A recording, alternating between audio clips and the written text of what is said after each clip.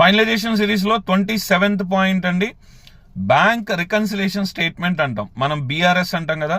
So ఇక్కడ ఒకటి గుర్తుపెట్టుకోండి, మీ బుక్స్ ఆఫ్ అకౌంట్స్ మీ బ్యాంక్ స్టేట్మెంట్తో మ్యాచ్ అవ్వకపోతే ఎందుకు మ్యాచ్ అవ్వలేదు అనేది, ఒక డిఫరెన్సెస్ ఏమున్నాయి అనేది ఒక స్టేట్మెంట్ తయారు చేయాలి.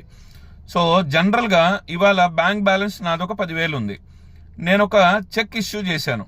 అంటే బుక్స్లో ఏం చేస్తానండి, ఒక 2,000 రూపాయలకి చెక్ ఇష్యూ చేస్తే నా బుక్స్ ఆఫ్ అకౌంట్స్లో బ్యాలెన్స్ ఎంత కనిపిస్తుంది, 8,000 కనిపిస్తుంది. నా బ్యాంక్ స్టేట్మెంట్లో ఎంత ఉందండి, 10,000 రూపాయలు ఉంది కదా.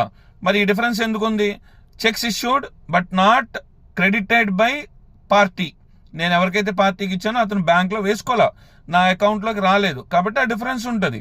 సో బ్యాంక్ రికన్సిలేషన్ స్టేట్మెంట్ అనేది కంపల్సరీగా ఒకటి ప్రిపేర్ చేసుకుని పెట్టుకోండి. బ్యాంక్ బ్యాలెన్స్ ఒరిజినల్గా ఎంత ఉంది, మీ బుక్స్ ఆఫ్ అకౌంట్స్లో ఎంత ఉంది అనేది మీరు ఐడెంటిఫై చేసి అక్కడ బ్యాలెన్స్ షీట్లో చూపించాలి. So thank you.